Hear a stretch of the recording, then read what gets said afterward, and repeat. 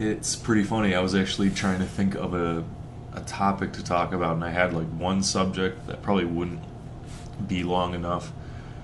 And then I went to bed, and I actually had like an interesting dream about cloning or whatever, which I know I've talked about before. So I'm gonna talk about that in this episode. You want to call it that? Um, so I think this was on like Star Trek a long time ago or something. I never really watched that show though, so I wouldn't know. But yeah, my dream was if you want to hear some dream bullshit, then it's like this squad or this team was looking for some kind of ancient ancient ruin or some kind of future technology or something. So they went into this like base and they killed these guards or whatever, and they came upon it like this huge tower, almost like a like Mayan steps kind of thing. And then at the top, it was this giant like silly straw kind of tube that goes down. And basically, what this is the the the frame the frame that the folklore was that if you jump in this tube, then you'll live forever.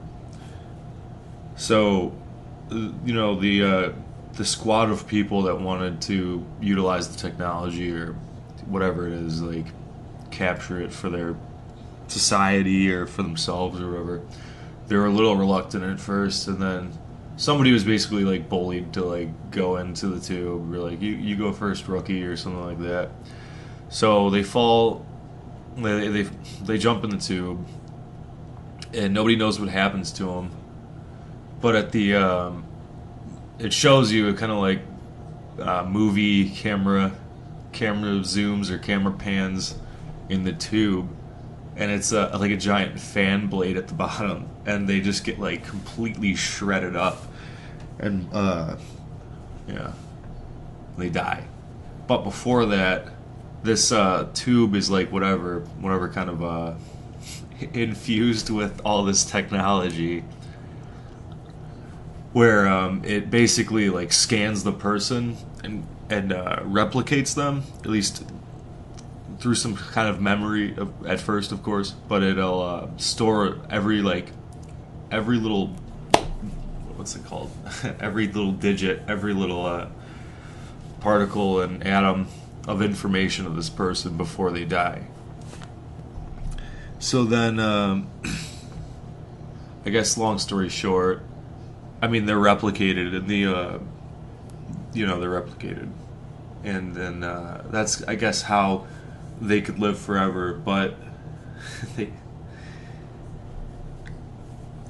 yeah, the irony is the first person that went down wouldn't be living forever at all. They'd be dying instantly, and to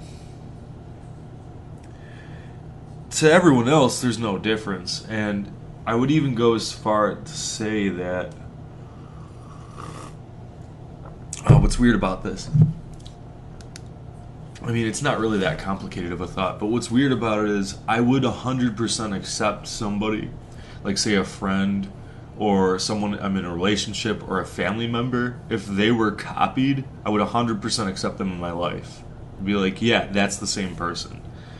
But all while knowing that it's actually not the original consciousness, and that original consciousness is dead. But yeah, like they're in the dark or whatever. Or, I wish there was really more to. I mean, there's not really much more to talk about in the subject. It's another thing. Like, I think like what makes us who we are, and it's weird. We're just like this composition of matter, but at the same time, it's like my consciousness will only be in my particular consciousness will only be in this exact form, like this exact form, this composition of matter here. But it's weird because The second one still would have my consciousness. It just wouldn't have that label of like me number one. It would be me number two, therefore it would be different, almost strictly based on label. And I mean, labeling itself, if you labeled me, you labeled me Sobertoaster 2, it's not like my consciousness would cease. But oh, I didn't have my coffee yet.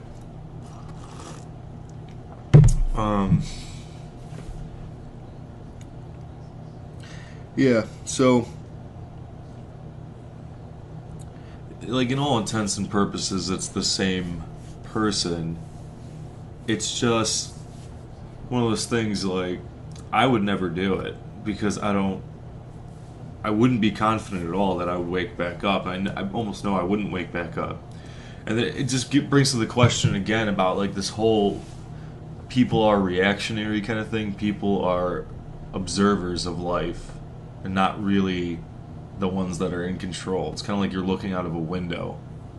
And a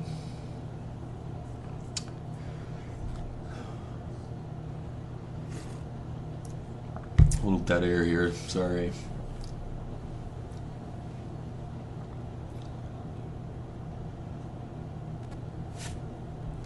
It almost makes me think about how conscious are we?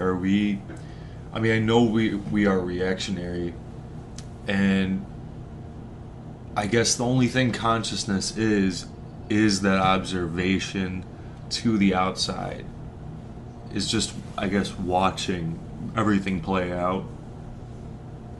And consciousness is that orchestra of matter creating those systems, and then they let off that consciousness hum or whatever, and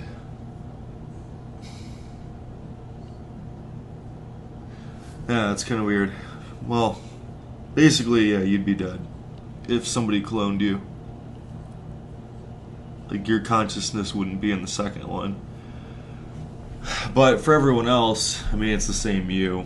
I mean, if they did it right. Obviously, this is like insanity sci-fi technology that we would never have in, the next 100, 200, probably 200, 200, 300 years. I mean, we'd have to get so ridiculous with our technology. But yeah, the thing is, I would actually accept somebody as the person. I mean, I would know in the back of my head that the original died, but I would accept them. So I guess it's weird. I wouldn't want to do it, but I wouldn't mind if somebody like went into it knowing what it did, and then was fine with it. I'd be like, all right, well, see you on the other side, I guess. I mean, not really, but so. And another subject, and I know this has been talked about before in philosophy, it's like a known thing if you, I guess, read it all about philosophy, is just like that color thing where, like, how do you know that this person's color is the same as your color? Like, when I'm looking at the color green or the color blue, and it's like, yeah, I guess you don't really know. And I think somebody was making some kind of argument how, yeah, my blue might be like whatever, their green or something. But that doesn't really work, because after a while, people would notice the fact that like all their colors are different. I mean, if it's some kind of I mean, you would have to replace every color with something like, they would all have to be replaced perfectly. Actually, it wouldn't work. The only thing that would work and not actually go noticed would be, see, this is weird to think about, if whatever percentage of the population, it could even be 50%, but it, say like 0.00001% of the population saw a negative Like, I know you probably have a smartphone, you've probably taken pictures and have filters or whatever. There's that negative mode where it just inverts all the colors. I mean, if somebody was born like that for whatever reason, which I wouldn't even think is that implausible, to be honest. I mean, the fact that we've never seen anything that would indicate that anyone's been born like this. I mean, yeah, I would doubt it, but for whatever kind of switch flips in their head, or isn't fused right or whatever when they're forming. Yeah, so they see a negative. I mean, they would go their entire lives and it would be unnoticed. I mean, if you didn't put it under a microscope or something.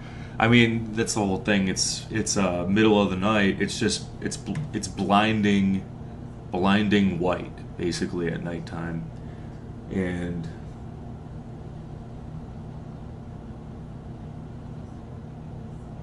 yeah. I mean, there really is no difference. That the dark that I know would be whiteness for them, and that's what they would learn from a young age that darkness is. And yeah, it's kind of neat. Doesn't really matter, but it's kind of interesting. I mean, maybe I'm seeing a negative right now, but it effectively would make zero difference if it was truly negative to like 100%. I mean, it would be different, but at the same time, it wouldn't make a difference with your vision quality. So, yeah, they would just learn that. They would just, yeah. I mean, that's it. That's the whole thing. It's not really that complicated. But, so that's something to think about. And wish I had one more little thing. I'm not really sure.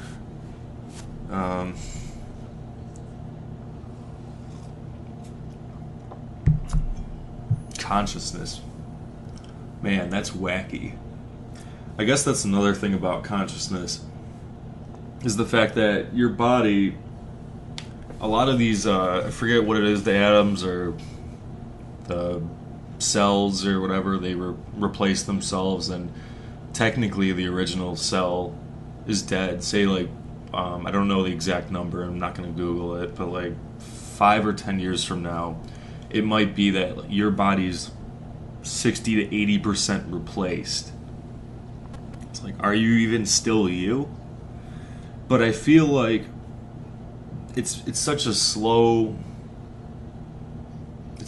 transition that it's almost like you could cling on to yourself in a way, where you could still call it you. But if you think about it, it's so slow that, I mean, I see this with people in their personality. There's like this really long transition from like, I know people who are different than they were like whatever 3 or 4 years ago. Like their personality changed a lot. And the funny thing is, when they think about it, because they were the ones slowly changing, the fact that I have a reference point and I think about them like, yeah, they're way different now. And maybe they can even be aware of that reference point, but if you they probably don't really notice it unless they think about it, like how drastic that difference is. I mean, maybe they like the change, or maybe they dislike the change, or whatever. I mean, that's not really the subject. But yeah, it happens a little bit at a time. And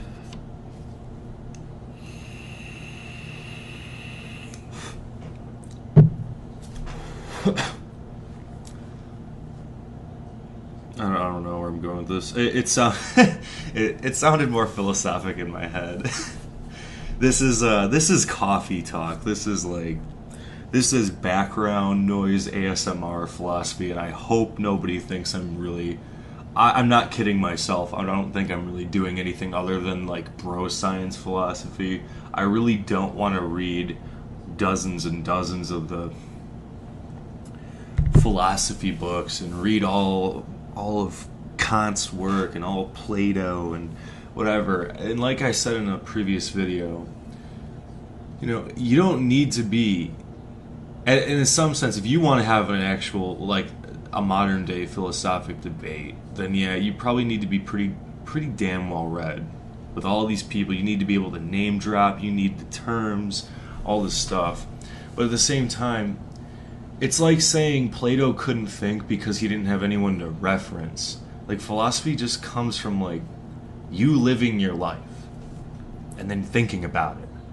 And because you could be describing one of these, like, really renowned concepts, but you don't use the exact terminology when you're describing it. I think that's sort of the pretentiousness of philosophy now, is that you need to be like, I need to be graduated with some kind of like doctorate of philosophy to talk philosophy at all. Yeah, it has this stigma of like nerdiness, like you're not allowed to think unless, I don't know, that's the path you chose or something. And I don't think it's very good. I think people will be really quick to discredit, I guess, like bro philosophy, which is funny because some bro philosophy actually does mirror, it does mirror some of the, I guess, philosophy that stood the test of time and the modern philosophy people are talking about now. It's actually the same thought, but again, it's just kind of like, it's sort of like somebody in a leather chair with, like, you know, nice glasses, and they're well read and they're well spoken, they have a good vocabulary. They tell you something, and then some kind of like drunken bum tells you something on the street, and it's honestly the same thing, they just say it a little bit differently, but you're like way more likely to I guess take the latter, the first person's advice or what they were saying into consideration and think it's meaningful over the second. When in reality, a lot of people are saying a lot of the same things. They're just not saying it the same way. And I think people do a really good job at trying to find differences in these things as opposed to finding similarities, because unfortunately that's what people do. And that's the whole thing with segregating ourselves in these groups and these cultures and whatever. I mean, people are always going to find something to separate themselves from others with, I guess. So what can you do about it? I don't know. Drink my coffee. There was a lot. Yeah, as I already said, there's a lot of breaks in this one. So, maybe not the most. Yeah, see, I didn't have my coffee yet. Maybe not the most. I keep losing my thought after. This is so pointless. I keep losing my thought after, like, I say 3 words and I just I draw a blank completely. Yeah, there's a lot of pauses in this one, but overall I'm happy with it, so I'm probably not going to redo it. It's fine. There's not much to say about the color subject. It's just kind of weird to think about, and the cloning thing, I mean, not much to say about that either. I mean, yeah, the original you's dead. If you were cloned, exact replica, and that's, I guess, summary. And there was one more topic, which I already forgot what I talked about, so yeah, I hope you enjoyed listening, and if you have any comments, you would be the first one on my new channel, actually, so feel free.